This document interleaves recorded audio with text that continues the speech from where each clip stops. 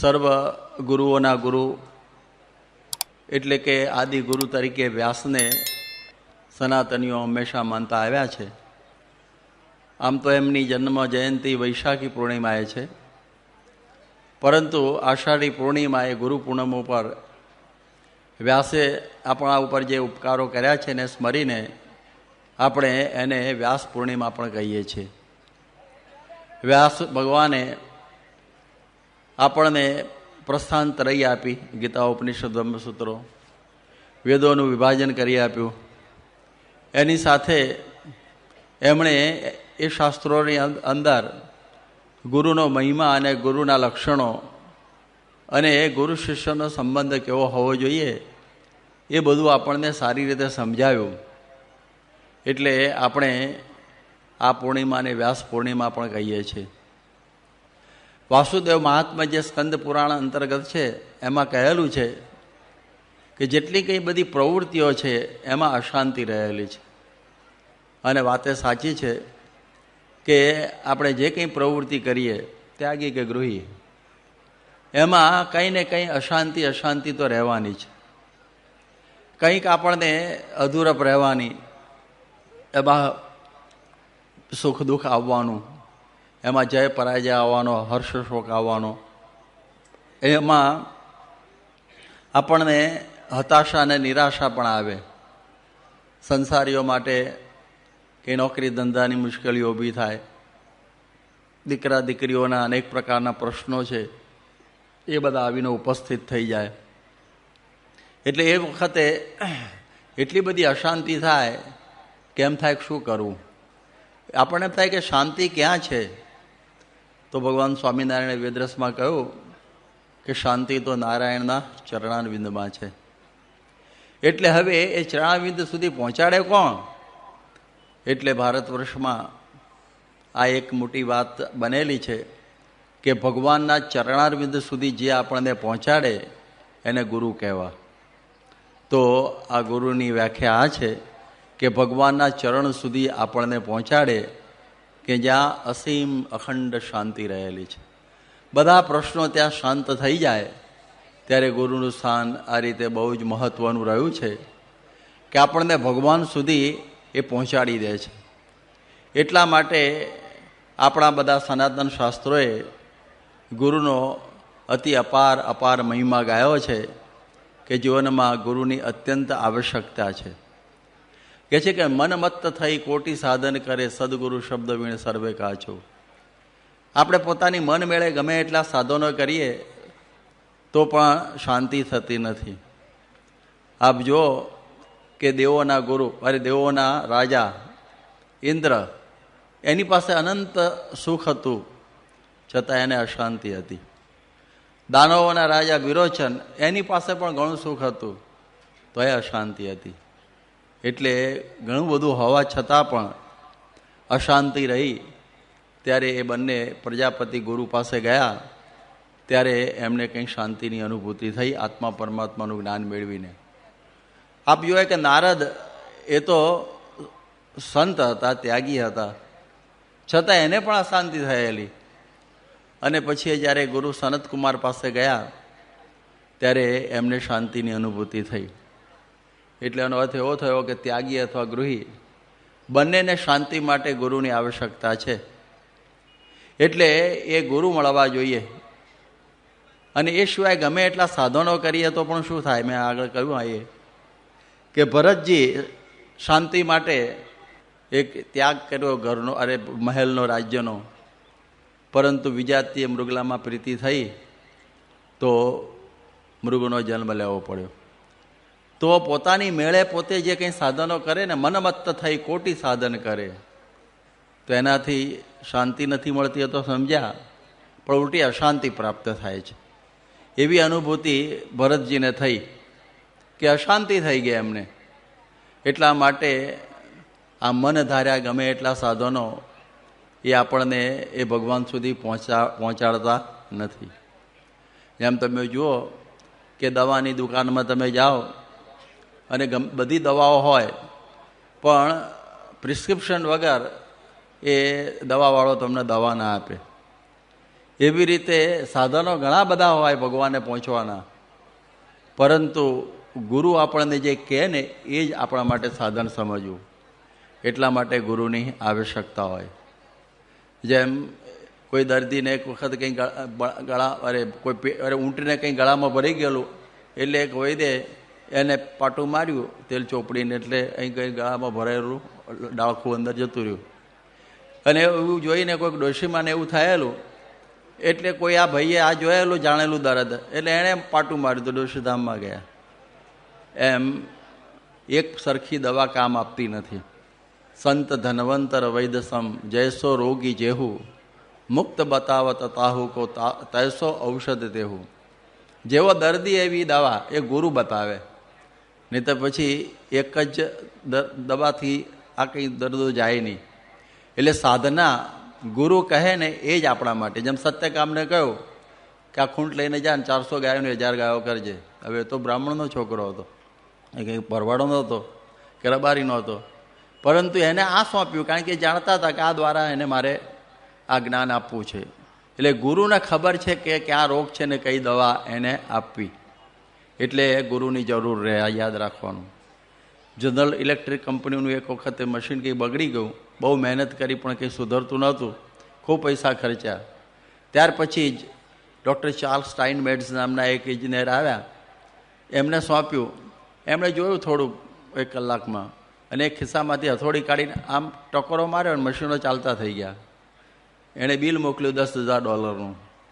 પેલા કંપનીવાળાને થયું હથોડી મારીને આટલા બધા પૈસા, એટલે કહ્યું પ્લીઝ આઇટમાઇઝ ધ બિલ, જરા વિગતવાર મોકલો બિલ. એટલે એણે બીજા દિવસ મોકલ્યું કે $9,999 કઈ જગ્યાએ હથોડી મારવા એના વિચારના, અને $1 હથોડી મારવાનો, મોકલી દો જલ્દી બિલ. એટલે બધાએ સાધનો બધાએ કરતા હોય, પણ કયું સાધન મારા માટે મોક્ષદાયક છે એ ગુરુ બતાવે. બસ એકદમ રસ્તો સરળ પડી જાય આ ગુરુથી.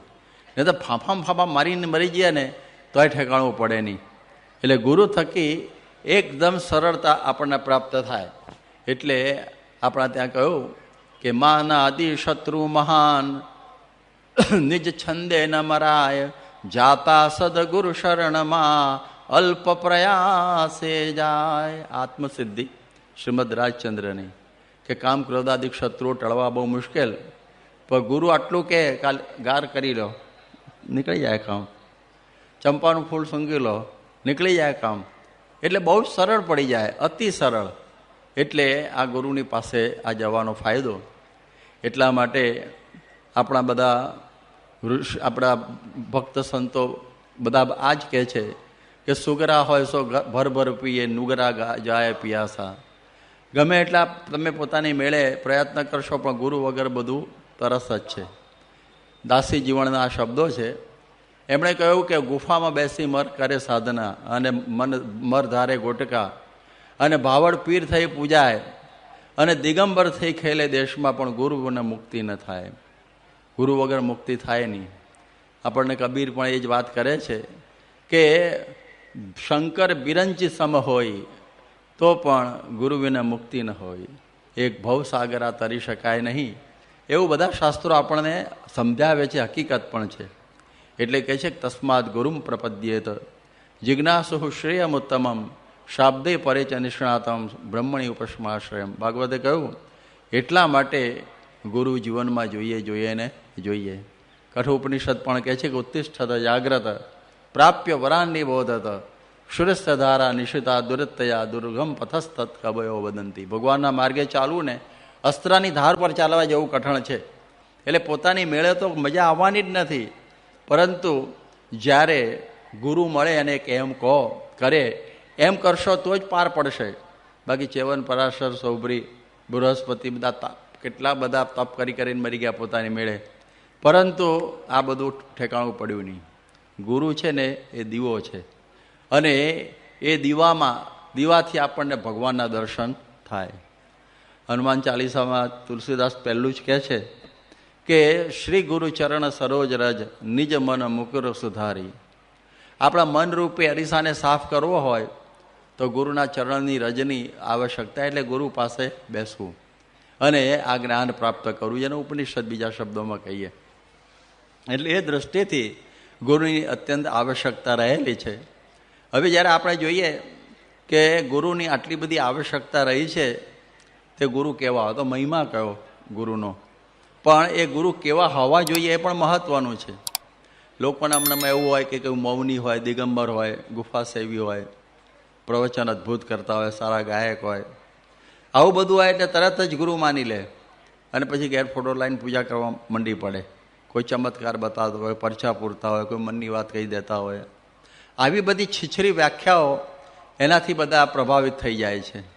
ઘણા ગુરુઓ તો દારૂ પીતા હોય, માંસ ખાતા હોય, સિગરેટ પીતા હોય, વ્યભિચાર કરતા હોય, તો પણ લોકોને કોણ જાણે એમાં તરત જ પ્રતીતિ થઈ જાય છે, સમજણ પડતી નથી. એટલે ગુરુની વ્યાખ્યા જ સમજાય નહીં.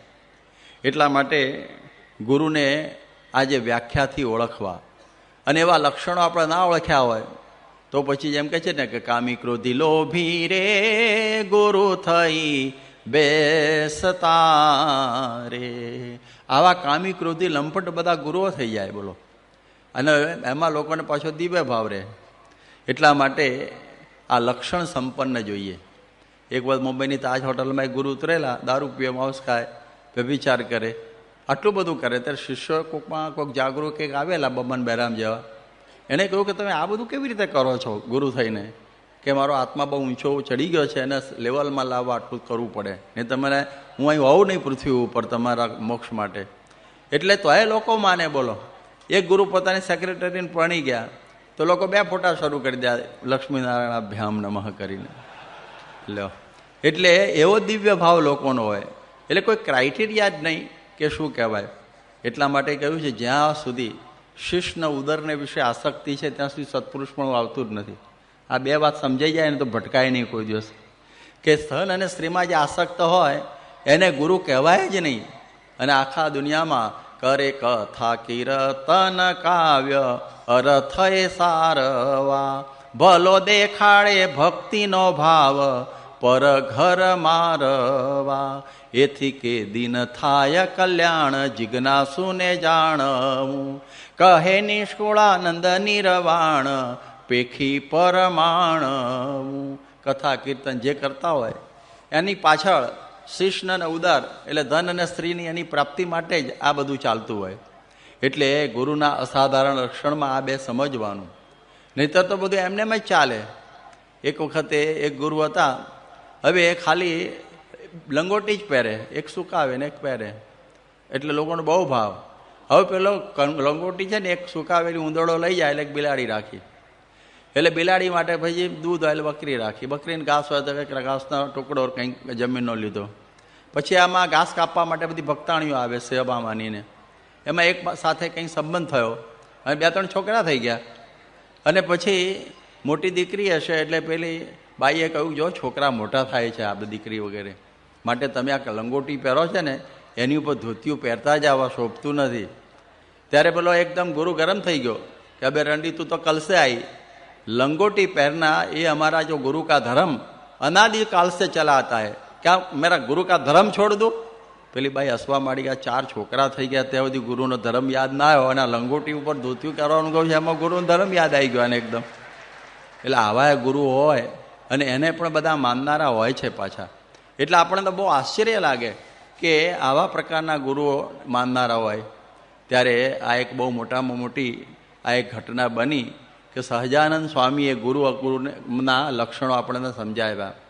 એટલે તો કહે છે કે સહજાનંદ સ્વામી રે ન પ્રકટત આસમે રે, અને પ્રાણી કોઈ પામત નહીં ભવ પાર, મતિયાને પાખંડી રે શબ્દની ઝાળ મારે, અને બાંધી બાંધી બોળત જીવય પાર. સહજાનંદ સ્વામી રે ન પ્રકટત આસમે રે. જો મહારાજ ન પ્રગટ્યા હોત તો આવા ગુરુ ક્યાંથી આપણને જોવા મળત જે 500 પરમહંસો શ્રીજી મહારાજે કરેલા.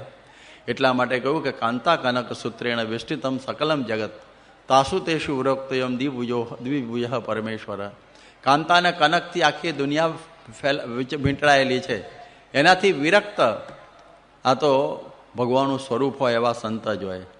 ગુણાતીતાનંદ સ્વામી જ્યારે જુનાગઢ બિરાજતા હતા ત્યારે ત્યાંના દિવાન જાત્રાએ જતા હતા ત્યારે સંપેતરું કંઈ હોય તો કે મંગાવવાનું હોય તો સ્વામી મને કહો એમ કે પૂછવા ગયા. સ્વામીએ કહ્યું કે અમારે સંતોને બીજું કંઈ જોઈએ નહીં, પણ કંચન કામીનેના 2 સાધુ લાવજો. આખું હિન્દુસ્તાને ફર્યા પણ એવા મળ્યા નહીં. કોઈ બહુ મોટો મઠ મંદિર હોય તો એના નામનો હોય, કોઈની બાઈઓ સાથેનો પ્રસંગ હોય, તો એવું બધું એમણે જો કરે. બહુ ચિકિત્સક હતા. અને જ્યારે પાછા આવ્યા ત્યારે સ્વામી કહ્યું કે અમારું સંપેતરું, કે સ્વામી તમારું સંપેતરું તમારા ઘેર. કોઈ જગ્યાએ મને આવા સંત મળ્યા નહીં. એ તો ઠીક, પણ તમે કહું કે મને ફાયદો એ થઈ ગયો કે હું કશામાં ફસાયો નહીં. નહીં તો કોઈકનું પ્રવચન, કોઈની મઠની વ્યવસ્થા, કોઈકનું આમ ને બીજું ત્રીજું, હું આમ ફસાઈ જાત. કારણ કે આજકાલ તમે જુઓ ને કે હરિચરિત્રામૃત સાગરમાં કહ્યું છે ને કે દંભી ગુરુઓનો ડોળ બહુ હોય અને એમાં પછી લોકો ફસાઈ જાય છે. એટલે અને સાચા ગુરુ કોઈ દિવસ આવો ડોળ કરતા નથી. એટલે પણ હું ગમે ત્યાં ફસાઈ જાત કે, પણ મને આમાંથી આ થયું કે હું બચી ગયો. તો જો સાચા સંત આવા હોય. એટલે કંચન કામિનીના ત્યાગી પંચવર્તમાને યુક્ત જે શ્રીજી મહારાજે કૃપા કરીને આપણા માટે આ ભેટ આપેલી છે આ બધા સંતોની, એ 500 પરમહંસોની જે માળા, એના મેરુ જેવા ગુણાતીતાનંદ સ્વામી કે જે અદ્ભુત કનક કામિની કે દૃઢ ત્યાગી પ્રભુપદ પ્રેમ અભંગ, એવી પ્રકારના આ જ્યારે સંત હોય એ ગુરુ થવા યોગ્ય છે. એટલે એ વાત આપણે ત્યાં જોઈ તો આપણે જોયું કે આ ગુરુના લક્ષણો આ બધા છે. અને એવા ગુરુની એક શાશ્વત દિવ્ય ગુરુ પરંપરા એ આપણી એક વિશેષતા છે. જેમ ગાયનું નિશાની વાછડું છે, અરે વાછડું છે એ ગાયની નિશાની છે, એવી રીતે પ્રમુખ સ્વામી મહારાજ છે એ ભગવાન સ્વામિનારાયણની નિશાની છે.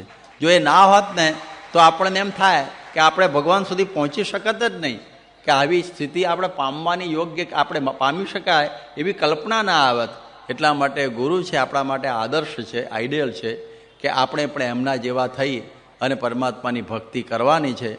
એટલે એ આપણને ગુરુ થકી પ્રાપ્ત થાય છે જ્ઞાન. એટલે આપણી પરંપરામાં જે બધા ગુણાતીતાન સ્વામી ભગતજી મહારાજ, શાસ્ત્રી મહારાજ, યોગીજી મહારાજ જે ગુરુઓ થયા, એ ગુરુ પરંપરામાં આ પંચે લક્ષણો આપણને બરોબર દેખાય. હવે આપણે પ્રમુખ સ્વામીની વાત જોઈએ તો એક વખતે 1977માં એ બોટિયામાં ગામમાં જુલિયસ નરેરાને ત્યાં હતા.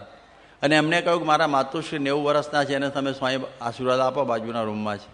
સ્વામીએ એકદમ ખચકાટ વગર કહી દીધું કે અમારા સંપ્રદાયમાં પ્રણાલિકા નથી, અમે ધૂન કરીશું, તમારા માતુશ્રીને ભગવાન સારું કરે. પણ એવા પ્રેસિડન્ટ હોય એની સામે પણ આમ હિંમતથી નિયમનું કહી દેવું એ બહુ અઘરું છે. એમણે કહ્યું કે મને જિંદગીમાં એ કોઈ દિવસ સ્ત્રીનો સંકલ્પ થયો નથી. અમેરિકામાં એમણે કહેલું. તમે જુઓ કે આટલી મોટી સંસ્થા છે પણ એમના નામનું કંઈ નહીં. 1993માં આણંદથી સ્વામી મુંબઈ જતા હતા, ટિકિટ હતી પણ રિઝર્વેશન રહી ગયેલું, અને પેલો કે 50 રૂપિયા, તો કોઈની પાસે 50 રૂપિયાની, બધા સંતો જતા સ્વામી સાથે. એટલે આટલું બધું હોવા છતાં પોતાનું કરીને કશું રાખ્યું નથી. જે આવે એ બધું ભેગું કરીને જમી લેવું, પથ્થરમાં જ જમવું, એવી પ્રકારની એમની પ્રણાલિકા. 1995માં અમે લંડન ગયા પ્રતિષ્ઠા ઉપર, અને પહેલા દિવસે થાકેલા મોટા એરોપ્લેનમાં સાંજના બેઠેલા, રાતે કંઈ ખાધેલું નહીં, આમ તેમ આખી રાતના જ્યાં ઉજાગરા જેવું. અને ત્યાં પહોંચ્યા અને મોટર જેનામાં પથ્થરની જોડી હતી એ કંઈ ચક્કરમાં પડી ગઈ, એટલે પથ્થર આવી શક્યા નહીં. સ્વામી તો આમ બેસી ગયા હતા પાટલા ઉપર, અને થાળે આવી ગયો. સ્વામી કે પથ્થર લાવો, કે સ્વામી પથ્થર હજી કંઈ આવ્યા નથી. સ્વામી ઊભા થઈ ગયા અને આખા દાડાના થાકેલા ભૂખ્યા તરસ્યા હતા છતાં સૂઈ ગયા કે હવે સાંજે. આ બહુ અઘરું છે. અત્યારે તમે જુઓ સ્વામી 2 જ વખત જમે છે, એક પથ્થરમાં ખીચડી અને કઢી, અને સાંજે પણ ખીચડી અને કઢી. બપોરે જમતા નથી, યાદ રાખવાનું. ફક્ત એક જ વખત, અરે 2 વખત, સવારે 9:30 વાગે અને રાત્રે 8:30 વાગે. વચ્ચે પાણી સિવાય કંઈ લેવાનું નહીં, અને બીજું ગમે એટલું પડ્યું હોય તો અડવાનું નહીં. ખાલી આ જે કઢી અને ખીચડી, કોઈક વખત પેલો ખાખરો છે ને અડધો, એટલું કંઈક અડે. બાકી કોઈ વસ્તુ લેવાની નહીં. નિસ્વાદીપણું, આપ જુઓ, નિસ્નેહીપણું. કોઈ દિવસે પોતાના ગામના નામ પણ નહીં દેવાનું, ગામનું નામ નહીં દેવાનું એ તો ઠીક, પણ એના વિકાસ માટે જરાય રસ નહીં લેવાનો. એટલે એ એમનામાં આપણે ઘણી વખત જોયું. નિર્માનીપણું તો જોઈએ જ છે કે કેટલા લોકો અપમાન કરી જાય. આ જ બોચાસણની અંદર મને યાદ છે 1900 લગભગ 73 એવા સમયમાં એક ભાઈએ બહુ સ્વામીનું અપમાન કરેલું, તો એ સ્વામી ઊંઘી ગયા ઘસઘસાટ. હવે પૂછું બાપા, પછી ઉઠ્યા ત્યારે પૂછ્યું તમે તરત ઊંઘી ગયા? મને ઊંઘ ના આવી લેવા દેવા વગરની. એટલે સ્વામી કહે જો જે બોલી ગયા બધું દેહને બોલી ગયા, આપણા આત્માને ક્યાં લાગે છે? આ નિર્માનીપણું બહુ અઘરું છે, અતિ કઠણ. તો આવા પંચે વ્રતે યુક્ત પાછા અખંડ આનંદમાં. કોઈ પૂછે કે તમને કંઈ શોકનો પ્રસંગ કરો કે શોક અફસોસ છે આનો? પછી કહ્યું તમારો કોઈ આનંદનો પ્રસંગ? બધાએ પ્રસંગો આનંદના. આ બહુ અઘરું છે અત્યંત. આપણો તો દિવસમાં 10 વખત લેવા દેવા વગર મૂડ આઉટ જાય છે, લો, કોઈ કામ વગરનો. એક બેનને પૂછ્યું કેમ રડો છો? કે મને સૂનું રડવું આવે છે. લો, હવે શું કરવું? હુનું રડવું આવે. એટલે કંઈ ને કંઈક અંદર આ જન્મનું ગયા જન્મનું કંઈક પડ્યું હોય. જ્યારે સ્વામીના જીવનમાં પંચવર્તમાન તો પૂરા, છતાં ભગવાનના આનંદમાં રાચતા, આનંદની અંદર કેફમાં રહેતા હોય એવી પ્રકારનું. હવે તમે જુઓ કે આવા જે લક્ષણ બનતા આપણા ગુરુ, હવે એમના તમે જુઓ ભગવાન એમાં અખંડ નિવાસ કરીને રહે.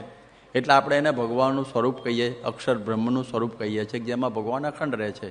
એટલે આપણા ભારત વર્ષમાં આ વાત કહેવાય છે કે ભગવાનને આવા સંત દ્વારા પમાય. એટલે ભગવાનને પામવાનો માર્ગ પણ આ સંત જ છે. એટલે કહ્યું રામ સિંધુ ગન સજ્જન ધીરા, ચંદન તરુ હરિ સંત સમીરા, મો મન અરુ અસ બિસ્વાસા, રામ પે અધિક રામ કરદાસા. કે આવા ગુરુ દ્વારા આપણે ભગવાનને પામી શકીએ છીએ. એટલે આ જેમ વરસાદ છે એને વાદળા લાવે, ચંદનની સુવાસને પવન લાવે, એમ ભગવાનનો મહિમા પ્રસરાવે છે આ સંત. એટલા માટે સંતનો મહિમા આપણા ભારત વર્ષમાં ગુરુનો બહુ જ કયો છે, કારણ કે એના દ્વારા ભગવાનને પમાય છે. એટલા માટે એ વાત પણ સમજવાની. હવે આવા ભગવાનના ધારક સંત પોતાને પણ ગુરુ પોતે છે, છતાં એને ભગવાન પ્રત્યેની એ પરાભક્તિ છે. નહીં તો ઘણી જગ્યાએ ગુરુ બ્રહ્મા ગુરુ વિષ્ણુ કરીને ગુરુ સાક્ષાત પરમેશ્વર બધા કહે છે. પણ મુક્તાનંદ સ્વામીએ વડોદરાની સભામાં કહ્યું આ ઔપચારિક ભાવ છે. જેમ પત્ની પતિને ઈશ્વર માને, પણ ક્યાં ઈશ્વર છે? નહીં તો કેટલા બધા ઈશ્વર થઈ જાય બોજો. પરંતુ એ ઔપચારિક ભાવ છે. એવી રીતે ગુરુમાં ભગવાન અખંડ રહે છે એમ માનવાનું. એટલે પ્રમુખ સ્વામીની સાથે આપણે વર્ષો સુધી ફરીએ છીએ, પણ કોઈ દિવસ સહજાનંદ સ્વામીનું ગૌણું પણ આવવા નથી દેતા. એ જ એમની એક વિશેષતા છે. આજે તમે જુઓ કે આટલા બધા ઉત્સવ સમયા થાય તો કે મહારાજની આ કૃપાને પોતાના ગુરુની કૃપા સમજે. બાકી એ મેં કર્યું એવું કોઈ દિવસ એમના જીવનમાં આવે નહીં. તો જુઓ ગુરુનું લક્ષણ એ કે પોતે ભગવાન ના થઈ જાય. આ એક મોટામાં મોટું લક્ષણ. હમણાં પુરુષોત્તમ ચરણ સ્વામી આવ્યા છે, એમણે વાત કરેલી કે એક એમના લંડનમાં એક આપણા હરિભક્તના સ્નેહી એ ત્યાં પછી વેટિકનમાં ગયા અને ત્યાંના જે પોપ છે બેનેડિક્ટ 16 એમની સાથે મુલાકાત થઈ.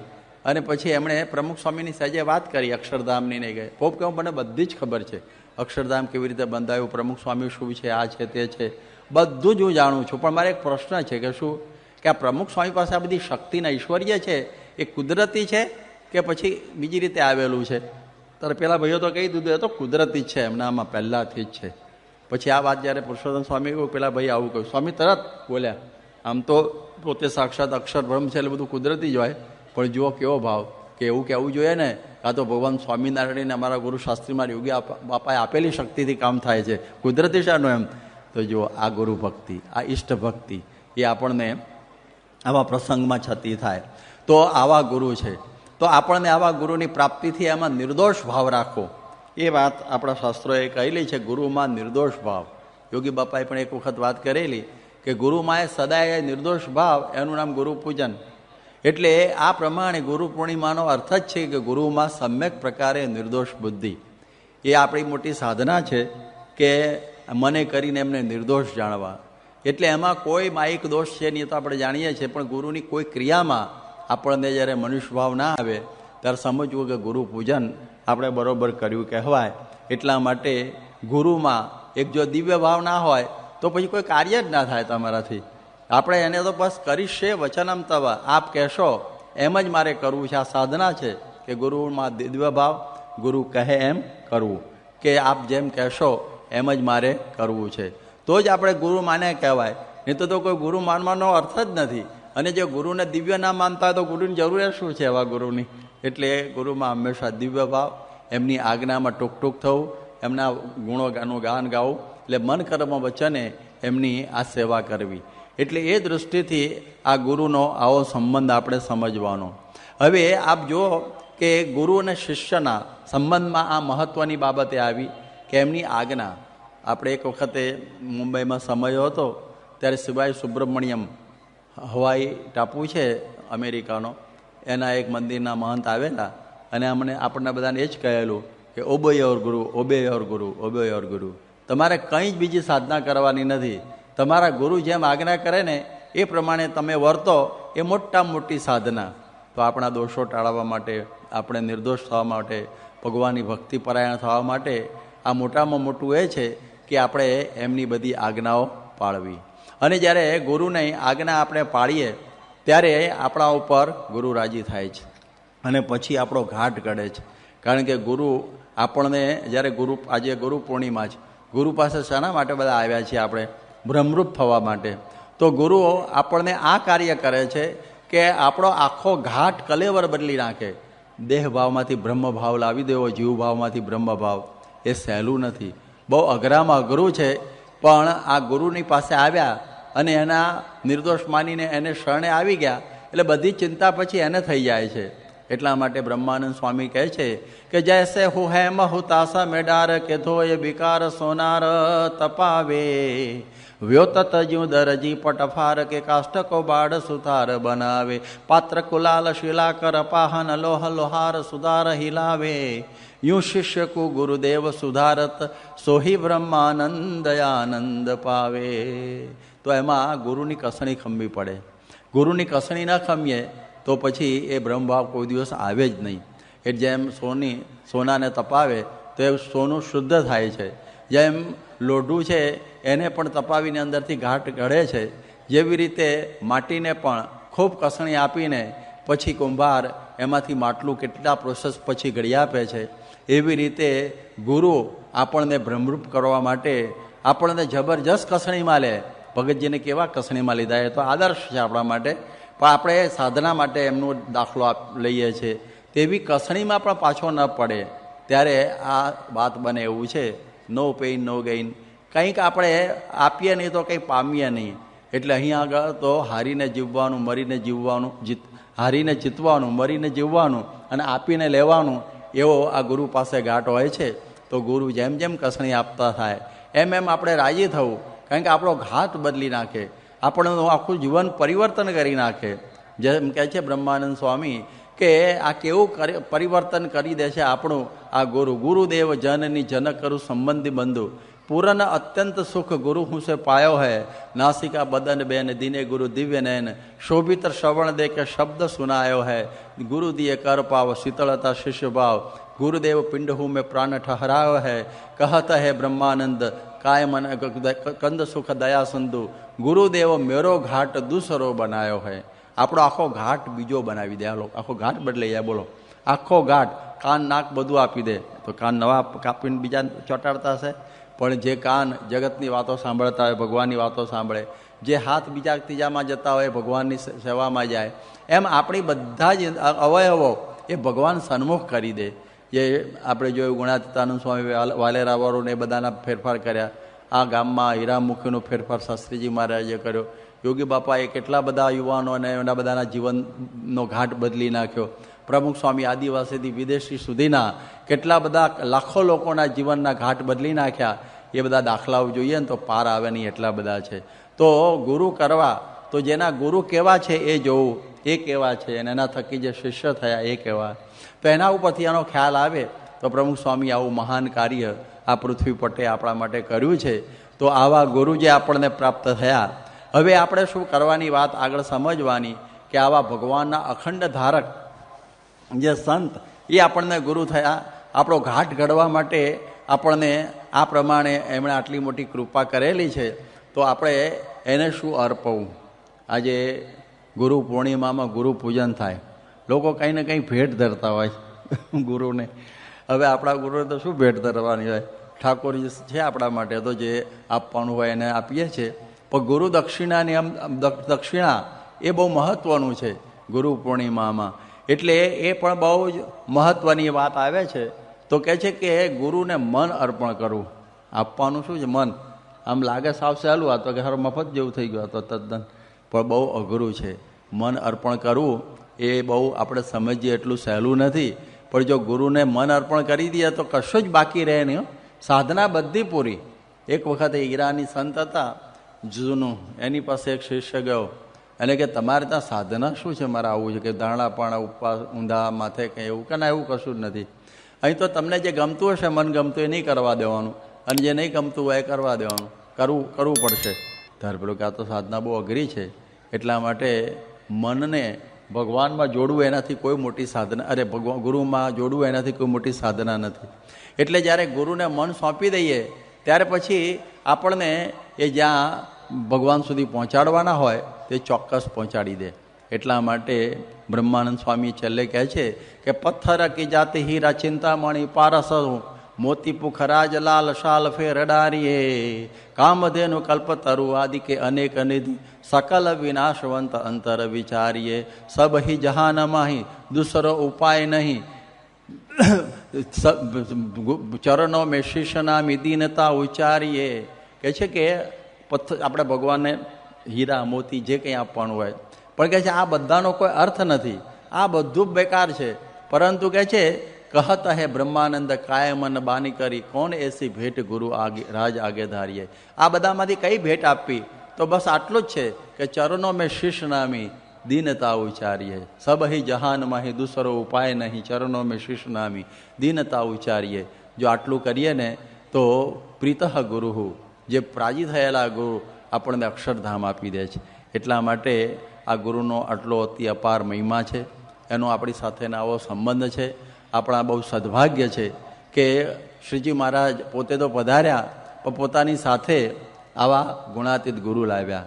અને છેલ્લે ગઢડામાં પણ કહ્યું, દેહ મૂકીને ગુણાતીતાનંદ સ્વામીને દર્શન આપીને, હું તો તમારામાં અખંડ રહ્યો છું, અખંડ રહ્યો છું, અખંડ રહ્યો છું.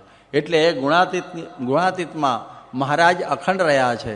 એટલે એ ગુણાતીત આખી પરંપરા આપણે જોઈએ કે કોઈ પણ સંપ્રદાયના વિકાસમાં મોટામાં મોટો જો કોઈનો ફાળો હોય ને તો ગુરુ પરંપરા છે.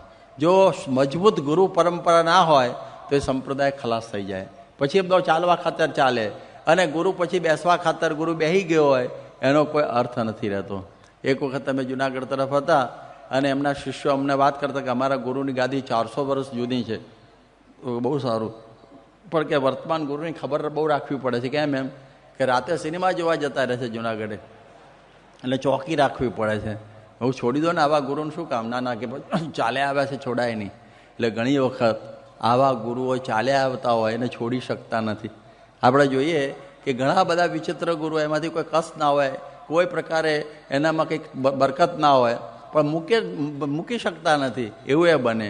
ઘણા બધાને એવા માન્યા હોય કે આજે મારા ગુરુને દીકરીને લગ્નમાં મારે જવાનું. બહુ તારો ગુરુ દીકરી લાવ્યો ક્યાંથી? ઉપરથી પડી.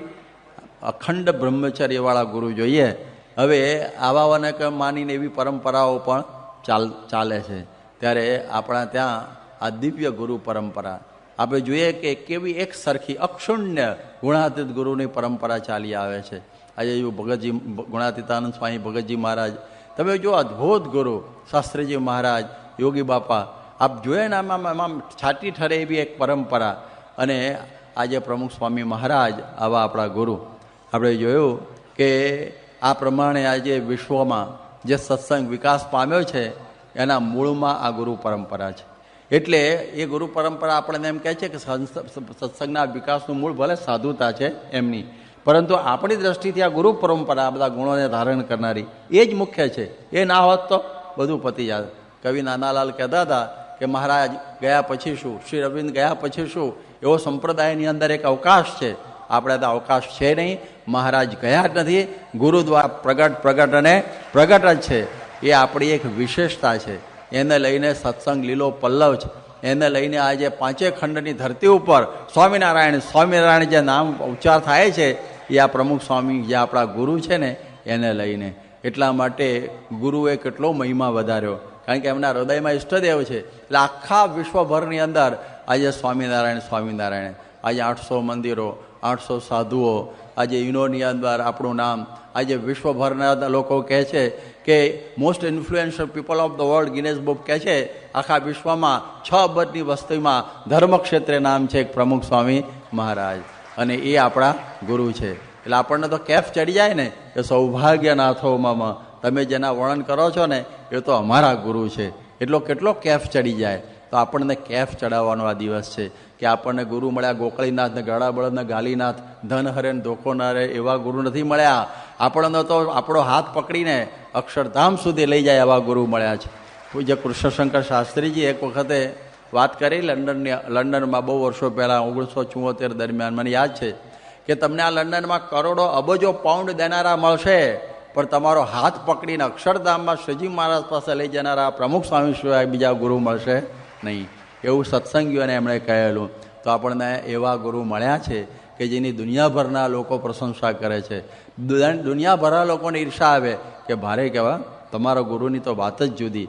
તો આજે આખી દુનિયાની નજર આધ્યાત્મિક ક્ષેત્રમાં પ્રમુખ સ્વામી ઉપર છે કે પ્રમુખ સ્વામી જેવા આજે સંત સમગ્ર વિશ્વમાં નથી, એવું ભારત સાધુ સમાજના પ્રમુખ પણ કહેતા હોય. આજે પોપને પણ એમાં લાગ્યું હોય કે ના એક ભારત વર્ષમાં ધર્મગુરુ છે. તો આજે આધ્યાત્મિક ક્ષેત્રમાં આધ્યાત્મિક ક્ષેત્રે યાદ રાખજો, સમગ્ર વિશ્વમાં ઘણી વખત શૂન્યાવકાશ વર્તાય છે, ત્યારે આજે એક જળ હળતા સૂર્ય જેવા ગુરુ આ પ્રમુખ સ્વામી મહારાજ એ આપણા ગુરુ છે. તો આપણને આવો કેફ ચડી જાય. આજે દિલ્હીનું અક્ષરધામ જોઈને લોકો જેમ કે છે ને ફળ ઉપરથી ઝાડવું ઉપર ખાય એમ કે આ બનાવનાર કોણ, આ બધું કરનાર કોણ, એવી બધાને ભાવના થઈ જાય છે. આ તો એક કાર્ય છે સ્થૂળ, પણ લોકોના જીવમાં જે ભગવાન પધરાવી દેવા, લોકોના જીવમાંથી જગત કાઢી દેવું, એવા સત્સંગીઓ છે દેશ વિદેશમાં કે જેને ભગવાન સિવાય આપણી આ પ્રવૃત્તિ સિવાય બીજી કોઈ રસ જ નહીં, અને સત્સંગ સિવાય બીજું કોઈ માથાકૂટ નહીં. તો આવી જે સમજણ આપવી અને લોકોને આ માર્ગે ઊભા કરી દેવા એ કાર્ય સહેલું નથી. એટલા માટે આપણે આ દિવ્ય ગુરુ પરંપરાને વંદના કરીએ છીએ.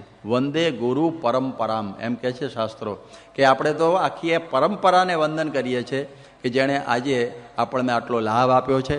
અને આ પરંપરા આ પૃથ્વીનું તળ રહે ત્યાં સુધી અખંડ ચાલુ રહેવાની છે, કારણ કે સંપ્રદાયો ગુરુક્રમ. તો આપણા આ ગુરુ પ્રમુખ સ્વામી મહારાજ, એમને આપણે મન કર્મ વચને એમને આ આપણે એમની સેવા કરી લઈએ, એમનામાં અખંડ નિર્દોષ દિવ્ય ભાવ રાખીએ.